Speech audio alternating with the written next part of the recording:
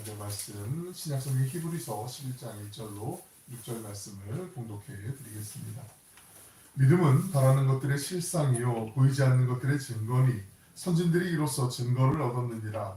믿음으로 모든 세계가 하나님의 말씀으로 지어진 줄을 우리가 아나니 보이는 것은 나타난 것으로 말미암아 된 것이 아니니라.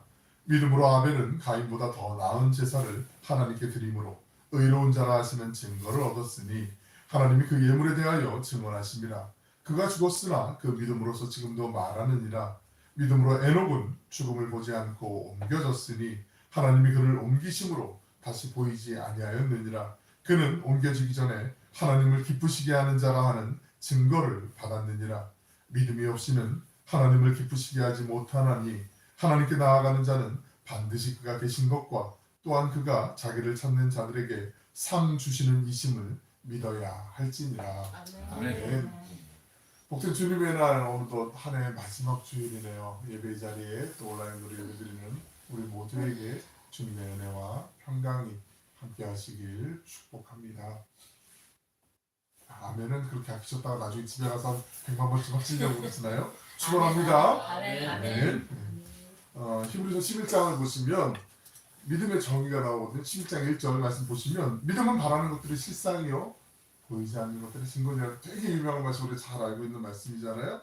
눈으로 보이지는 않지만 믿음이 눈으로 보이는 건 아니지만 마치 보이는 것처럼 사는 거 이게 믿음이다. 내 손에 지금 주어져 있지는 않지만 내 손에 지금 믿음 이게 하나님의 약속이 있는 것처럼 그렇게 살아내는 거 이게 믿음이다라고 믿음을 정의하면서 선포하면서 11장이 시작을 하고 있어요. 11장 말씀을 우리가 잘 알고 있고 많이들 읽어보시고 아는 거지만 이 11장을 우리가 믿음장 별명으로 믿음장 아니면 믿음의 전당 이렇게 닉네임이 붙어 있거든요. 그죠? 많이 알고 있잖아요. 믿음으로라는 그 단어가 천천히 한번 세보시면 몇 개가 나올까요? 그래서 네, 꽤 많이 나오죠. 자, 퀴즈. 50개 이상 나온다. 50개 이하로 나온다. 네, 50개 이하로 나오죠? 26번이 나와요. 26번. 믿음으로. 그리고 여기에 16명의 믿음의 사람들이 나오게 되거든요. 16명의 믿음의 선배들. 믿음으로 살았던 사람들의 이야기. 하나님을 신뢰하며 하나님께서 이 사람들 참 믿음이 좋아. 내가 정말 칭찬하고 싶어. 내가 정말 자랑하고 싶어. 정말 믿음의 사람이야. 어디 내나 손색이 없어. 어떻게 이렇게 믿을 수가 있지? 하고 하나님이 그 이름을 적어놓으신 그 믿음의 선배들이 16명이 쭉 열거되어 있죠. 아마 살아가는 현실에서 오히려 이 사람들은 믿음의 사람이라고 칭함을 받고 인정을 받았지만 삶의 현실은 오히려 그거와는 정반대인 경우들이 다 대부분이거든요. 이게 어떻게 나 이런 상황에서 어떻게 믿음을 가질 수가 있지? 이건 정말 말도 안 되는구나. 교회 겨우 나가는 거 그거 지키는 것도 대단한 것 같은데 그 믿음의 사람들 신실함으로 하나님을 끝까지 신뢰했던 그 믿음의 사람들 내 삶에서 하나님의 약속이 이루어지지 않을 것처럼 느껴지더라도 그 하나님의 약속을 붙잡고 나아갔던 사람들 그 16명의 믿음의 사람들 이분들은요 세상적인 기준으로 봤을 때 성공한 사람은 아니에요. 성공이란 말을 많이 좋아하고 쓰잖아요. 근데 성공한 사람들은 아니고 세상적인 기준으로 하나님이 인정하시는 믿음의 사람들이에요. 이걸 잘 기억하셔야 돼요. 우리가 예수님을 믿는다고 하면서도 어느 순간부터인가 예수님을 잘 믿으면 복 받은 거지 뭐 그렇게만 생각하는 게 있는데 복도 받아요. 하지만 그건 아주 많은 것들 중에 지역적인 파편적인 거예요. 그걸 마치 예수님 믿으면 잘 먹고 잘 산다 이렇게만 생각하면 그 믿음이 상당히 한쪽으로 치우쳐 있는 마치 편식을 하는 믿음일 수밖에 없어요. 건강한 믿음, 통전적인 믿음이 되려면 더 넓게 보셔야 되고 더 멀리 보셔야 되고 더 깊이 보셔야 되는데 오늘 이 하나님이 인정한 믿음의 사람들이 이런 사람이야 라고 얘기하는 사람들은 오히려 세상적인 기준으로 봤을 때 복받은 사람, 잘 나가는 사람, 성공한 사람 하나도 없어요. 그렇지 않아요. 물론 우리가 알고 있지만 결말은 하나님이 해피엔딩으로 역전승으로 바꿔주시는 경우들이 많이 있어요. 그러니까 성공, 복받는 거, 뭐가 크게 되는 거 이거는 하나님을 열심히 잘 믿고 하나님의 말씀을 준행하며 살았기 때문에 오는 부수적인 결과이지 이게 목적이 되지 않는다는 걸 다시 한번 우리에게 히브리서는 말씀을 가르쳐주고 있죠. 그 16명의 이름이 나오게 되는데 성경에 한번 밑줄을 그으시거나 한번 동그라미 한번 넣어 보시겠어요? 4절 한번 보시면 4절에 누가 나오죠? 4절에요? 자, 믿음으로 아벨을 하고 나오잖아. 아벨. 가인의 동생 4절에 아벨. 11장 4절이 히브리서 11장 4절에 아벨. 동그라미 한번 보시고요. 그리고 5절에 지금 말씀하신 것처럼 죽음을 맛보지 않고 하나님이 달려 올라간 에녹이 나오게 되죠. 7절 말씀을 보시면 그 유명한 노아, 예, 노아 홍수 사건 잘 아시잖아요. 그 8절에는 우리가 잘 알고 있는 믿음의 조상 아브라함이 나오게 되죠. 그리고 11절에는 그 아브라함의 아내였던 아내 사라가 나오게 되죠. 11절에 보시면. 그리고 20절을 넘어가 보시면 아브라함의 아들 이삭이 나오게 돼요. 그 이름에 이렇게 표시를 해보세요. 그리고 21절 보시면 또 이삭의 아들 야곱이 나오게 되고, 그리고 22절엔 요셉이 나오게 되죠. 아브라함, 이삭, 야곱, 요셉, 믿음의 계보, 조상들 우리가 얘기 많이 나눴잖아요. 그 믿음의 사람들이 나오게 돼요. 그리고 23절엔 모세, 그 유명한 모세가 나오고, 31절로 넘어가시면 31절에는 이방 여인 기생 라합이 나오게 돼요. 라합. 그리고 32절에 여러 명이 나오게 되는데 사사, 기드온, 바락, 삼손, 입다, 그리고 다윗왕, 그리고 사무엘 선지자까지 그렇게 16명이 나오고, 그 외에 선지자들 또 이렇게 나오게 되는데, 이 16명의 이름이 언급이 되게 돼 있어요. 이 가운데 가장 대표적인 사람, 우리 믿음의 조상하면 아브라함, 우리 잘 알고 있잖아요.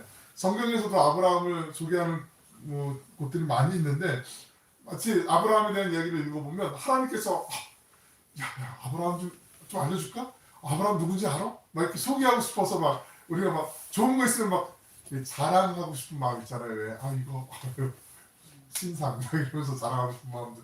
근데 정말 믿음이 좋아서 훌륭한 사람, 본받아야 될 사람, 그래서 하나님이 알려주고 싶은 말씀이 많이 있어요. 오늘 히브리서에도 있지만 로마서 4장을 보시면 로마서 4장에 특별히 그 말씀이 나오는데, 하나님께서 아브라함이 누군지 알아? 하면서 소개한 말씀이 있어요. 로마서 4장 18절 말씀 같이 한번 읽어보실까요? 시작. 아브라함이 바랄 수 없는 중에 바라고 믿었으니 이는 내 후손이 이같으리라 하신 말씀대로 많은 믿음의 조상이 되게 하려 하시니라. 하나님이 지금 이 말씀 이렇게 하시는 것 같아요. 말씀하시는 것 같아요. 너희들 아브라함이 누군지 알아?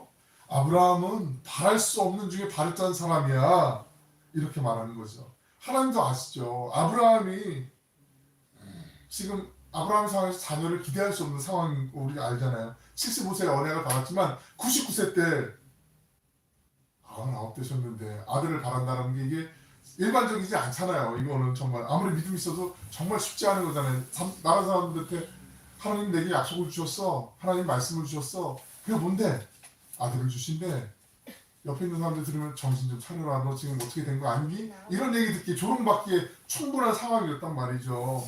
근데 하나님도 깜짝 놀라신 거죠. 너희 아브라함이 누군지 알아? 아브라함은 바랄 수 없는 중에 바랬던 사람이야. 기대할 수 없는 중에 기대했던 사람이야. 도저히 믿을 수 없는 중에 믿었던 사람이야. 내 약속을 끝까지 믿어준 사람이야. 아내 사라의 경수가 끊어져서 더는 아이를 낳지 못함에도 불구하고 그 믿음이 약해지지 않았던 사람, 바랄 수 없는 중에 바랬던 그 사람이 바로 내 아브라함이야 라고 하나님이 이렇게 자랑하시는 거예요. 그런 하나님이 자랑하시는 사람들이 히브리서 16명이 지금 쭉 나오고 있는 거죠. 하나님의 약속을 받았지만 그 약속과 지금 현실은 너무나 멀어요. 이게 정말 동떨어지게 너무나 멀어요. 간격이 커요. 완전 반대. 하나님이 나한테 이런 말씀하셨어라고 얘기하면 아브라함 얘기했던 것처럼 그 조롱받기 딱 좋은 그런 상황들, 그런 현실이었단 말이죠. 하나님의 약속의 말씀을 받았지만 나의 삶과 너무나 다른 거죠. 우리 7절에 있는 말씀 읽어보실까요? 시작. 믿음으로 노아는 아직 보이지 않는 일에 경고하심을 받아 경외함으로 방주를 준비하여 그 집을 구원하시니 이로 말미암아 세상을 정죄하고 믿음을 따르는 의의 상속자가 되었느니라. 아멘. 창세기 노아 홍수의 주인공 노아가 지금 언급되고 있거든요. 상반절에서 믿음으로 노아는 아직 보이지 않는 일, 아직 보이지 않는 일, 이건 홍수를 얘기하는 거죠. 옆에다 메모하셨으면 대홍수 사건 이렇게 메모를 해주셔도 좋을 것 같아요. 그 조금 됐는데 시간이 지났는데 미국의 그 우주항공국 나사라고 하는데 아시잖아요. 가끔 이렇게 위성도 쏘아 올리고 외국이 아니라 외계 행성으로도 이렇게 계속 이렇게 인공위성도 보내고 많은 여러 가지 우주 탐사를 위해서 애쓰는 나사에서 그 창세기의 말씀을 근거로 원시 지구 맨 처음 하나님 만드셨을 때 그 지구를 말씀을 잘 생각하고 새기면서 원시 지구를 하나 만들었었어요. 그런 실험들이 종종 자주 일어나거든요. 그게 좀 시간이 주시면 됐지만 그런데 엄청나게 큰 그 원시 지구를 만드는데 어떻게 만드냐면 돔 아시죠? 돔 아시죠? 예, 이렇게 감싸 있는 위에 동그랗게 이렇게 둥그스름하게 반원처럼 이렇게 덮여 있는 거 아주 넓은 공간에 그런 지구를 만들어 놓고 거기에서 모든 대기와 그 기후가 안정되게 약 18도에서 20도 정도로 공기나 이런 게 기후가 딱 적당하게 그런 상황을 만들어 놨어요. 그러고 나니까 한 가지 우리가 지금 살아가는 세상하고는 전혀 다른 기후 현상, 기상 현상이 나타나는데 뭐가 나타나냐면 비가 안 오더래요. 비가. 뭐 그럴 수도 있지 이렇게 생각할 수도 있는데 이걸 잘 생각해 보세요. 창세기 처음에 하나님 세상을 창조하시고 난 다음에 그때는 하나님의 영이 수면 위를 운행하시긴 했지만 비가 없었어요. 땅에 지면에서 안개만 올라왔거든요. 창세기 2장 6절 말씀 보시면 보세요. 한 장 넘기면 안개만 땅에서 올라와 온 지면을 적셨더라. 그러니까 땅에서 스멀스멀 물은 있고 물기는 있고 호수나 뭐 이런 거는 있을 수 있는데 강물이 있을 수 있는데 하늘에서 비가 내리는 건 없었단 말이에요. 이때까지는. 그러니까 노아의 홍수 사건이 어쩌면 인류 최초의 비가 내리는 사건일 수 있다는 거죠. 사건이라고 얘기하는 건 한 번도 겪어보지 않았기 때문에 제가 얼마 전에 TV 뉴스 잠깐 보는데 몇 주 된 것 같아요. 한방눈이 막 서울에 많이 내릴 때 눈이 막 내리는데 그 동남아 쪽에서 온 관광객들이 고궁에 있는데 한복 입고 막 왔는데 눈이 내리니까 신기하기도 하면서 막 어쩔 줄 몰라 즐거워 막 이런 태어나서 처음 눈을 본 사람들은 그럴 수 있잖아요. 이거를 생각해 보시고 노아의 지금 상황 한번 빗대어 보세요. 노아 시대 때 하늘에서 비가 온다라는 거 전혀 아무도 노아도 경험하지 못하고 하나님 말씀만 주신 거예요. 그런데 비가 온다고 하나님이 노아에게 말씀하시는 거죠. 노아야 내가 보니까 이 세상이 너무나 많이 타락했구나. 너무나 죄악이 많아. 내가 하늘에서 물을 내릴 거야. 비를 내려서 홍수를 내려서 이 세상을 다 한번 싹 내가 정리할 거야. 너가 내가 망한 대로 방주를 짓고 그리고 너희 가족들이라도 구원받을 수 있도록 열심히 준비를 해. 이렇게 하는데 노아가 그 얘기를 듣고 네 고맙습니다. 우리 가족만 그리고 땡큐 이러진 않았을 거란 말이죠. 만나는 사람마다 여러분 하나님이 지금 우리를 심판하신대요. 하늘에서 물이 내려온대요. 물이. 그럼 사람들이 들을 때 비를 한 번도 못 지않은 사람들이 미쳤냐? 어떻게 물이 내려오냐? 어떻게 누가 뭐 바가지를 위해서 붓냐? 이러자 부으면 이렇게 피하면 되겠네. 이쪽으로 가면 되겠네. 이런 얘기 조롱하지 않겠어요? 놀리지 않겠어요? 너 어디 머리가 이상하게 된 거 아니야? 막 이런 얘기 듣지 않겠어요? 120년 동안 방주를 지으면서 그렇게 준비를 했어요. 나중에 사람들은 알았죠. 하늘이 열리면서 그 창수가 쏟아질 때 이게 사실이구나. 거짓이 아니구나. 바랄 수 없는 중에 바라는 믿음. 이건 도저히 말도 안 되는 상황인데 아이들이 요즘 그런 표현 쓰는지 모르겠어요. 그거 뻥 아니에요? 뭐 의심할 때 얘기하는 것처럼 사람들이 다 얘기 들을 때마다 그랬을 거 아니에요. 그런 상황에서도 나를 신뢰하고 끝까지 믿음을 저버리지 않는 사람. 이 16명의 그 면면이 그렇다라는 거죠. 하나님이 그걸 우리에게 말씀해주고 계신 거죠. 하나님이 우리를 세상의 어떤 기준으로 하나님께서 성공만 하라고 부르신 건 아니에요. 거룩하도록 오히려 신실하도록 우리를 부르셨거든요. 그리스도인이 나 예수 믿었더니 잘 먹고 잘 살아 이거 자랑 그것만으로 끝나면 오히려 더 반감 사는 거 아시죠? 오히려 하나님이 주신 이 은혜 안에서 내가 복도 누리고 그 복으로 또 좀 연약하지만 그래도 많이 나눌 수 있어서 감사하고 내가 하나님의 기쁨이 되기 위해서 열심히 성실하게 살았더니 우리 가정도 건강해지고 몸만 건강한 게 아니라 우리의 정신도 마음도 건강해지고 아이들이 참 아주 늘 좋아 즐거워 그럼 좋잖아요. 이놈의 집구석 들어가면 맨날 큰 소리만 나오고 맨날 짜기만 하고 이러면 얼마나 서글퍼요. 그죠? 근데 현실 세계에는 이런 게 있을 수밖에 없잖아요. 있잖아요. 예수를 믿어도 있단 말이에요. 그런데 하나님이 이 말씀을 주시는 건 뭐예요? 희망이 있다. 가능성이 있다. 그거 보여주시는 거 아니에요? 아무것도 보이지 않는데 그게 믿음이라고 이 믿음이야. 근데 그 믿음을 잡은 사람들이 믿음의 선진들이라고 말씀하잖아요. 우리에게는 충분해, 가능해 라고 지금 하나님이 계속 우리를 격려하시는 격려. 지금 이런 사람들도 있었어. 따라가 한 발만 내밀어봐. 조금만 가봐 라고 지금 말씀하고 계시는 거죠. 히브리서 처음 시작할 때 계속 강조해서 말씀드리지만 우리 히브리서를 읽을 때 다른 서론도 마찬가지지만 그 배경을 아시고 이해하고 읽으면 훨씬 더 이해의 폭이 넓어지고 정확히 할 수 있다고 말씀드렸잖아요. 히브리서는 어떤 배경이라고 말씀드렸죠? 64년에 네로 황제, 로마의 그 대화재가 일어났었잖아요. 그죠? 12구역 중에 9구역이 다 소실돼 버리는 엄청난 말도 안 되는 9박 10일 동안의 그 대화재가 있었다고 말씀드렸어요. 그 화재로 인해서 그 들끓는 그 분노한 그 민심들을 달래기 위해서 네로가 저 기독교인들이 지금 불을 지른 거야 라고 이렇게 그 화살을 돌리고 나서 정말 무지막지한 그때까지 없었던 그 전무후무한 박해가 막 시작되잖아요. 그래서 사람들이 카타콤 지하 공동묘지로 숨어 들어가고 그리고 예수님을 배교하고 잡힌 사람들은 그 원형 경기장에서 원형 경기장과 같은 원형 경기장은 나중에 지어진 거고 원형 경기장과 같은 그런 극장에서 막 말도 안 되는 그런 음란한 그런 막 행위들을 하면서 희생양이 되고 심지어는 막 잡혀가지고 그 로마의 도시 들어가는 초입에 기둥에 나무막대에 붙잡혀가지고 그 산채로 그냥 묶여가지고 초를 발라서 저녁 일주일경에 로마 병사들하고 횃불로 불을 밝혀서 사람을 다 태워 죽이고 이런 끔찍하고 처참한 상황들이 있었던 상황에서 이 히브리서가 사람들에게 전달된 거, 기독교인들에게 전달된 거라는 걸 꼭 기억하시고 말씀을 보셔야 되거든요. 본문에 그래서 어떤 내용들은 그 상황을 우리가 이해하고 인지하고 읽지 않으면 아, 이 말씀은 뭐지? 그냥 넘어가도 되나? 이런 상황으로 넘어갈 수도 있는데 아니라는 거죠. 이 사람들이 지금 성경을 읽을 때 초대 기독교인들이 성경을 읽을 때 극한의 공포와 두려움 많이 있잖아요. 공포심. 이제 내가 갈 곳은 천국밖에 없구나 이런 마음들, 이런 애끓는 마음으로 지금 읽는 거예요. 내 가족이 지금 오늘 잡혀가고 내 동료가 지금 예수님을 배신하고 나를 또 고소하고 끌려가고 막 이런 사람들이 막 있는 거란 말이죠. 그런 상황에서 본문을 보는 거죠. 우리 11장 36절에 있는 말씀 한번 같이 읽어보실까요? 시작. 또 어떤 이들은 조롱과 채찍질뿐 아니라 결박과 옥에 갇히는 시련도 받았으며 히브리서 11장이 믿음의 선배들, 선진들에 대한 이야기라고 말씀을 드렸잖아요. 근데 히브리서를 지금 읽고 있는 이 기독교인들, 고난 중에 박해 중에 있는 사람들이 읽을 때 우리만 아니었어? 우리만 이렇게 힘든 게 아니었어? 믿음의 선배들 중에도 조롱과 채찍질 받고 결박되고 옥에 갇히고 이런 시련을 받는 사람들이 있었어? 라고 지금 같이 읽으면서 그렇구나. 예수님 믿는 게 쉽지 않은데 하나님 믿는 게 쉽지 않은데 이런 선배들이 있었구나라고 지금 읽으면서 마음이 얼마나 큰 위안이 되고 위로가 되겠어요. 그렇지 않을까요? 그걸 한번 우리가 감정을 한번 동일시하면서 한번 보는 것도 중요하거든요. 예수님 때문에 내가 지금 열심히 신앙 지키려고 살다가 이런 어려움을 당한 거잖아요. 반란을 겪는 거잖아요. 37절 말씀을 읽어보겠습니다. 시작.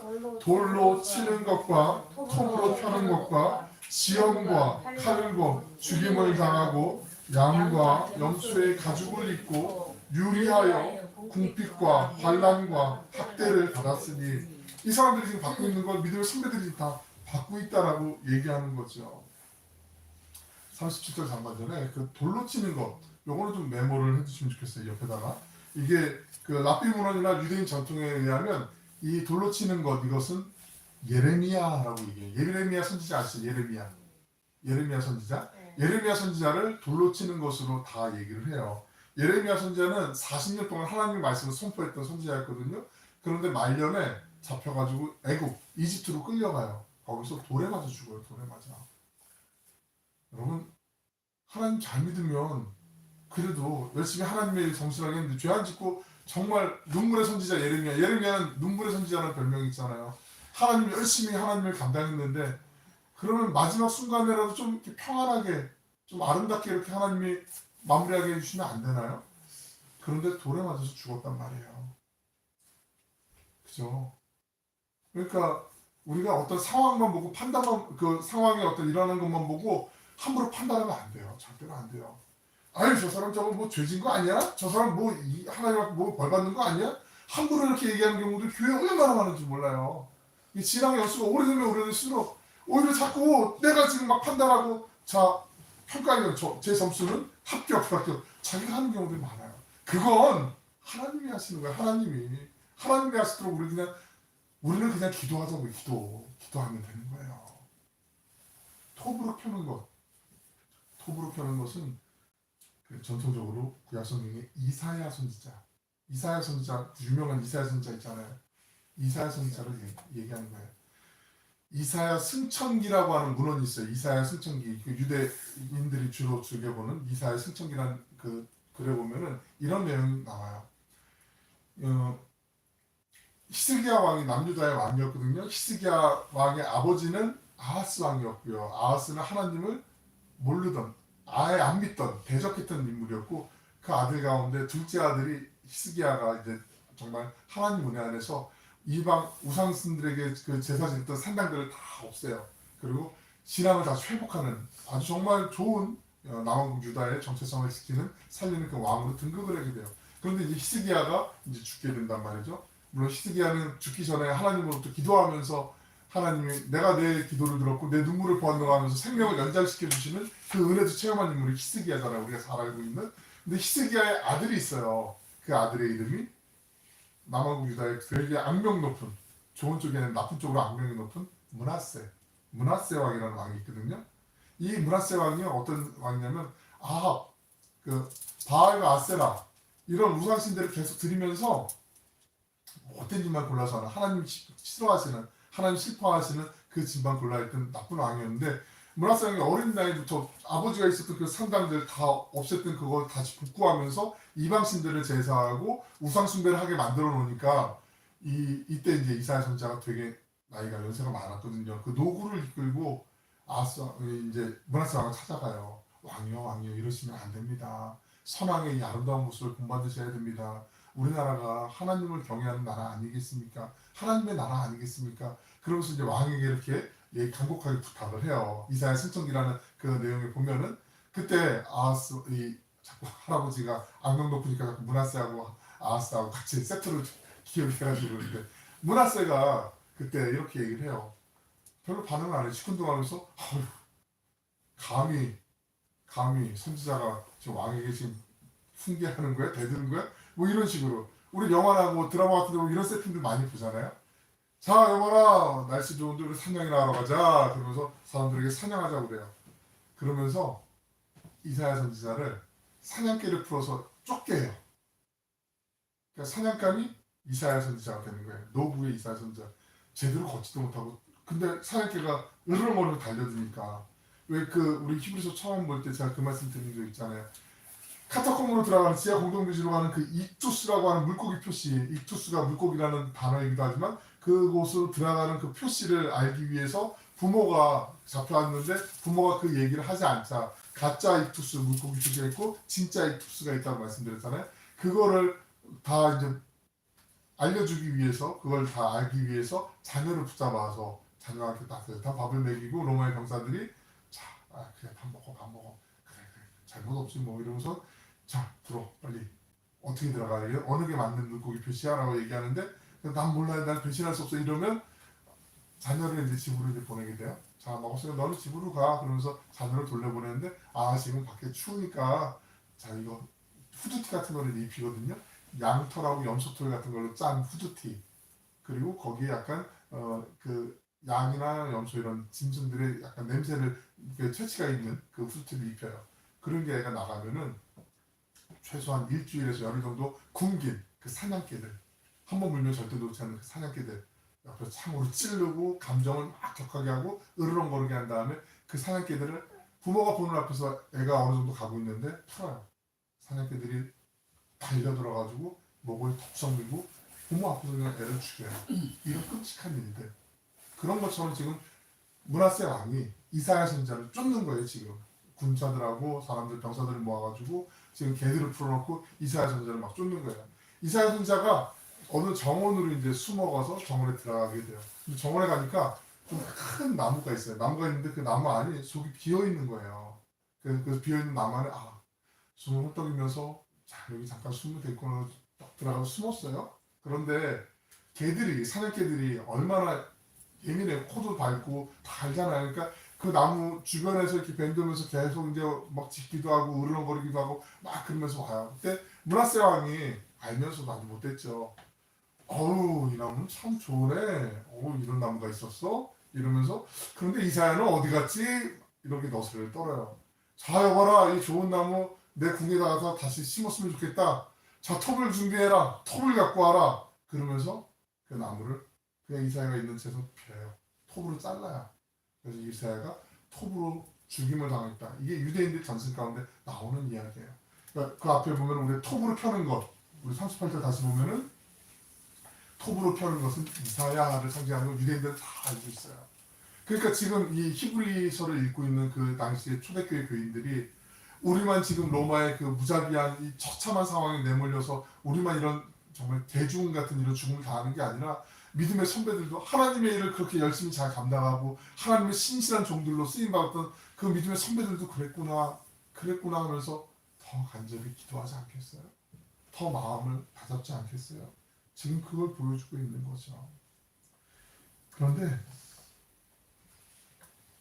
히브리서 11장의 이 믿음의 사람들은요, 마침표가 아니에요. 마치 우리 사도행전이 28장으로 끝나는 게 아니라 사도행전은 이상하게 종결이 딱 끝나고 뭐 마무리되는 것처럼 보이지 않고 그 다음 또 무슨 이야기가 있을 것 같은데처럼 이렇게 28장이 끝나는 거거든요. 그래서 사도행전 29장을 써가자 뭐 이런 표현도 한동안 많이 유행을 했었고 지금도 우리가 그런 삶을 살아야 되는 건 당연한 건데 지금 히브리서 11장에 보면 16명의 믿음의 선배들이 나오는데 근데 그 16명으로 끝난 게 아니에요. 하나님은 지금도 17번째 믿음의 사람, 하나님을 신뢰하며 끝까지 경외하며 하나님을 정말 믿으려고 몸부림치는 그 사람을 지금도 찾고 계시는 거죠. 우리의 삶에서 하나님의 그 말씀이 우리의 삶에 다 이해되는 경우들이 얼마나 있으세요? 하나님 다 믿는데 왜 이렇게 이거밖에 결과가 안 나오죠? 이렇게 좀 아쉬워하거나 좀 실망해요 막 이런 마음 들 때가 솔직히 더 많지 않나요? 하나님이 하시는 거 다 이해가 되세요?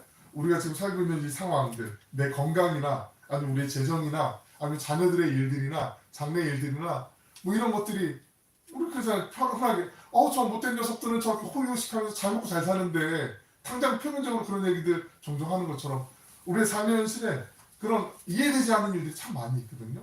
그런데 하나님의 눈이 온 땅을 두루 감찰하시잖아요. 오늘 이 시간 만약에 우리 지금 오늘 교회 오셔가지고 하나님이 딱 보실 때 뭐라고 말씀하기를 원하세요?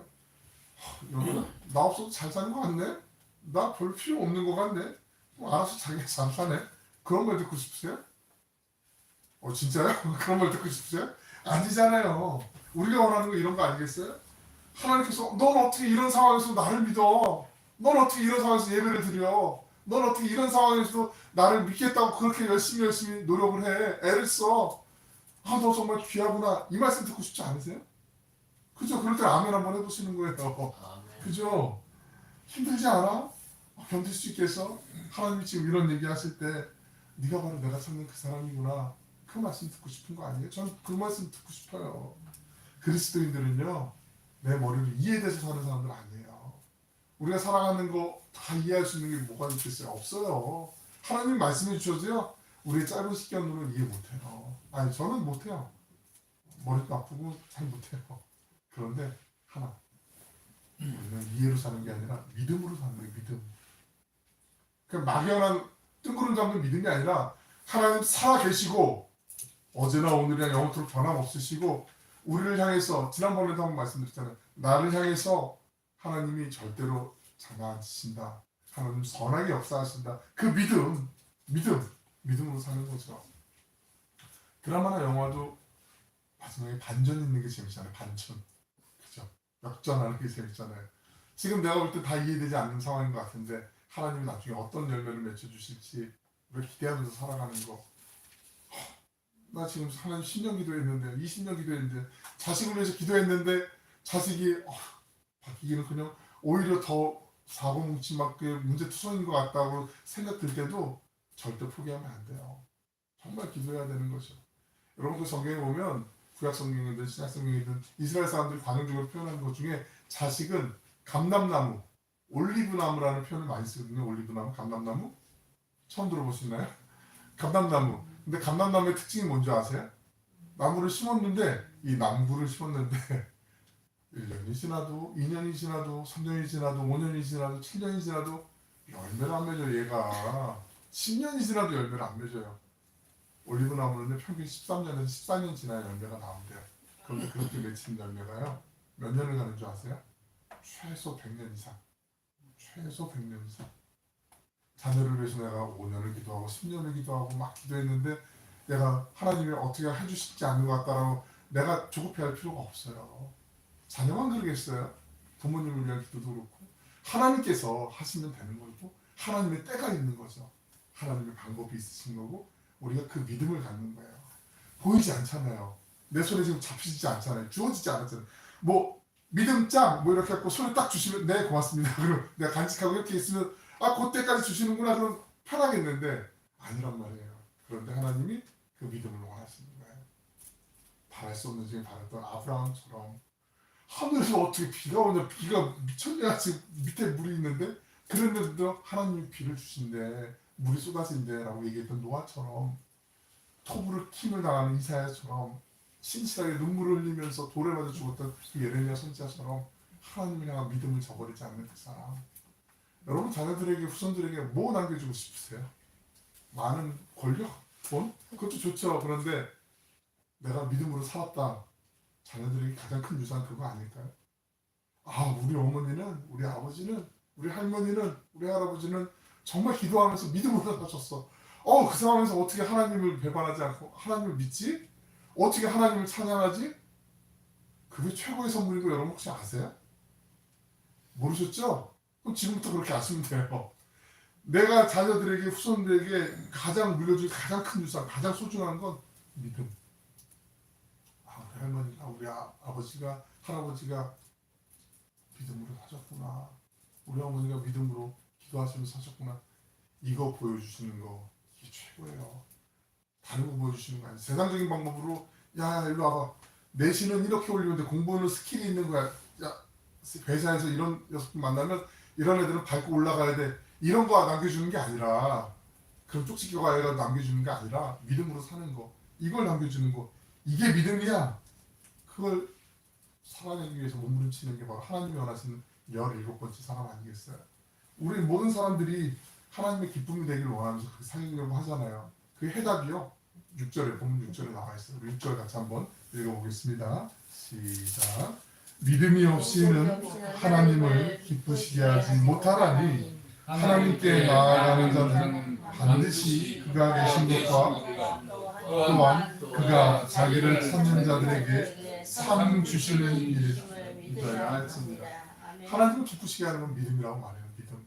저는 그런 얘기를 들었으면 좋겠어요. 사탄이 아무리 교회를 흔들려고 하고 미혹하는 세상이라 할지라도 야 저 오늘 교회 저기는 안 되더라. 씨알도 안 먹히더라.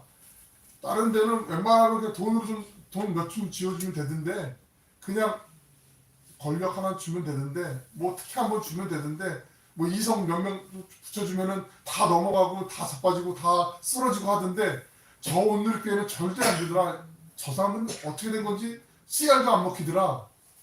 저 사람들은 하나님의 말씀이 아니면 절대 움직이지 않더라. 저는 그 얘기를 듣고 싶어요. 그 믿음을 지켜나가고 싶고 제가 제일 앞장설게요. 몸부림치겠습니다. 여러분 같이 가셔야죠. 하나님의 믿음, 하나님의 말씀이 아니면 하나님의 말씀의 기준이 아니면 도저히 내가 아무리 좋아 보이는 것도 오케이 하지 않고 분별할 수 있는 분별력을 갖고 믿음으로 살아내는 것 주님께 소망을 두며 흔들림 없는 믿음의 길로 나아가려고 하는 것 이게 우리에게 주시는 하나님의 큰 은혜 아니겠습니까?